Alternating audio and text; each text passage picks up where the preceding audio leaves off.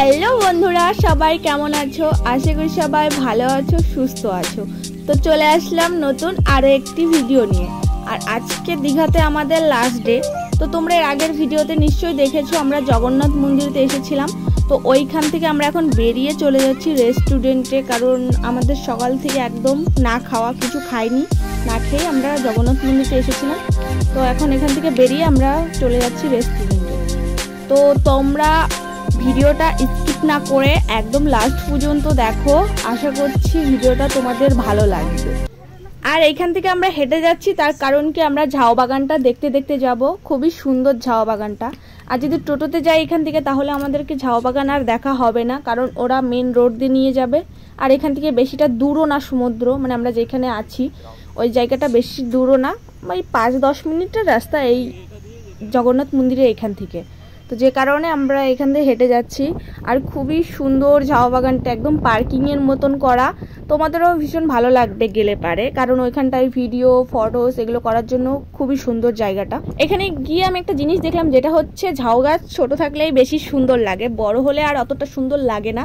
মানে ছোট থাকতে যত সুন্দর লাগে ঝাউ গাছ, ততটা সুন্দর লাগে না। আর আমি ফার্স্ট টাইম এত বড় বড় ঝাউ গাছ দেখছি, এর আগে আমি কখনো দেখিনি, এর আগে ছোট ছোট ঝাউ গাছ দেখেছি। তো দেখো, তোমাদের সাথে কথা বলতে বলতে আমরা রেস্টুরেন্টে চলে এসেছি ফাইনালি। ওই তো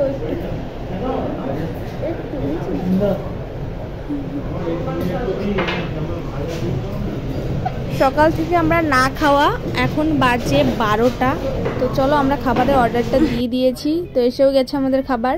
আর আমরা খাবারে অর্ডার করেছিলাম আমার জন্য সবজি ভাত আর আমার হাজব্যান্ডের জন্য মাছ ভাত, কারণ কি আমি মাছ খাই না, যে কারণে আমার জন্য 5 রকমের সবজি দিয়ে ভাত। আর আমার হাজব্যান্ড মাছ খায়, যে কারণে ওর জন্য মাছ ভাত।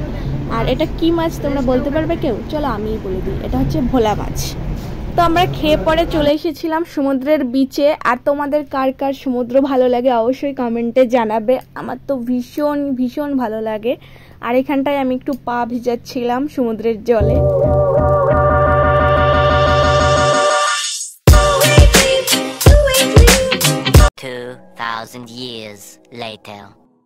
তো এখন আমরা রাত্রে বেরোবো সমুদ্রের ভিউটা দেখার জন্য। আবার আমরা রেডি হয়ে গিয়েছি।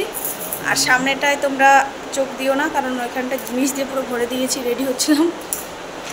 তো চলো যাওয়া যাক। আমরা এখন এখান থেকে চেক আউট করে বেরিয়ে পড়বো, কারণ কি রাত 11টায় আমাদের ট্রেন। আর এখান থেকে একবার সমুদ্রে যাব, আবার হোটেলে আসবো। বারে বারে যাওয়ার থেকে ভাবলাম একবারে বেডিং টেডিং নিয়ে আমরা এখান থেকে বেরিয়ে পড়ি, সেটাই ভালো হবে। যে কারণে দেখো আমরা বেডিং নিয়ে নিয়েছি সব, এখান থেকে একবারে বেরিয়ে পড়বো। তো আমরা বেডিং নিয়ে লিফটের কাছে চলে আসছিলাম। তো দেখো ফাইনালি আমাদের লিফট এখানে চলে এসেছে, আর আমরাও লিফটের কাছে চলে এসেছি। আর এখান দিয়ে সিঁড়িও আছে নামার জন্য, কিন্তু সিঁড়িটা কেউ ইউজ করে না, সবাই লিফটই ইউজ করে। ওয়াও, রাতের ভিউটা কত সুন্দর লাগছে। সিঁড়িটা শুধু ইউজ করে যখন তোমরা সমুদ্র থেকে স্নান করে আসবে, সেই টাইমটাই, মানে ভিজা গা থাকবে যখন, তখনই সিঁড়িটা ইউজ করে, তাছাড়া সবসময় লিফট। তো দেখো কথা বলতে বলতে আমরা হোটেলের বাইরে চলে আসলাম। আর হোটেলের বাইরেটা মানে চারিদিকে শুধু লাইটিং আর লাইটিং, মানে প্রতিটা হোটেলে লাইটিং করা। তোমরা যদি কেউ দীঘা গিয়ে আশপাশটা ঘুরে দেখতে চাও, তাহলে আমি বলবো তোমরা রাত্রেবেলা ঘুরতে বেরাও, আলাদাই একটা শান্তি পাবে।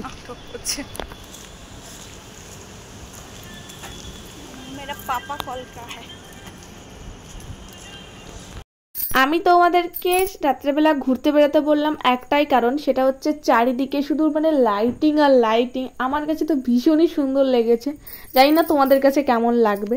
আর এই টাইমটাই তোমরা হোটেলে একটা লোক পাবে না, কারণ কি এই টাইমটাই সব এই সমুদ্রের পাড়ে এসে সমুদ্রের ঢেউ দেখছে বসে বসে। তো সে কারণে আমরাও চলে এসেছি একবারে চেক আউট করে এখানে একটু থেকে। তারপরে আমরা রওনা দিয়ে দিয়েছিলাম স্টেশনে যাওয়ার জন্য।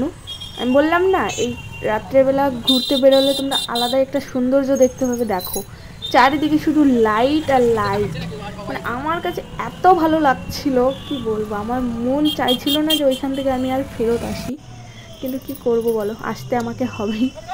তো খুবই সুন্দর লাগছিল। তো তোমাদের কেমন লাগছে তোমরা অবশ্যই কমেন্টে জানাও, কিন্তু আমার তো ভালো লেগেছে। আমরা নিউ দীঘা থেকে ঘুরতে ঘুরতে ওল্ড দীঘায় চলে গিয়েছিলাম। আর ওল্ড দীঘার থেকে টোটো ধরে তারপরে স্টেশনে আসছিলাম। আর স্টেশনে আসতে আসতে রোড সাইডে দেখি জগন্নাথ মন্দির, যেটা আমি জানতাম না যে আমাদের চোখে পড়বে, কিন্তু পড়ে গেল ভগবানের ইচ্ছা। তো দেখো এখান থেকে দেখছিলাম, ভীষণই সুন্দর লাগছিল, কিন্তু উপায় নেই, মন চাইছিল যে আবারও ঢুকি জগন্নাথ মন্দিরে, কিন্তু সেই সময়টা নেই, আমাদের ট্রেনের টাইম হয়ে গিয়েছে প্রায়, এখানে ঢুকলে মানে ট্রেন ধরতে পারবো না, যে কারণে আর নামলাম না, সোজা স্টেশনে চলে আসলাম। ওল্ড দীঘা থেকে স্টেশন অনেকটাই দূর, কিন্তু নিউ দীঘা থেকে স্টেশন অনেকটাই কাছে। স্টেশনে গিয়েই আমরা 2 মিনিট না দাঁড়াতেই দেখি আমাদের ট্রেন চলে এসেছিল। তো তারপরে আমরা ট্রেনে উঠে পড়েছি ঝটপট করে। আর দেখো জানলা থেকে জগন্নাথ মন্দির দেখা যাচ্ছে রাত্রেবেলায়, কতটাই সুন্দর লাগছে। এখানে আমি কী নিয়ে কথা বলছিলাম আমার ঠিক মনে নেই, জানি না।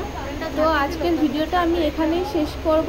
তোমাদের যদি ভিডিওটা ভালো লেগে থাকে তাহলে অবশ্যই একটা লাইক, কমেন্ট, শেয়ার করে দিও।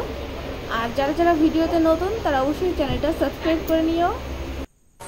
এখন আমরা আছি দুর্গাপুর স্টেশনে, আর এখান থেকে আমার হাজবেন্ড নেমে গেল, কারণ ও যাবে এখান থেকে কলকাতায়, আর আমি যাবো এখান থেকে মালদায়। বাড়ি যাবো না আমরা, মানে আমার শ্বশুরবাড়িতে যাবো না এখন।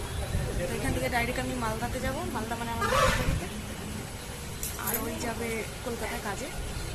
দেখো আমি না মানে সমুদ্রে স্নান করে দেখো মুখটা 2 দিনে আমার মুখের কি কালা হয়ে গেছে।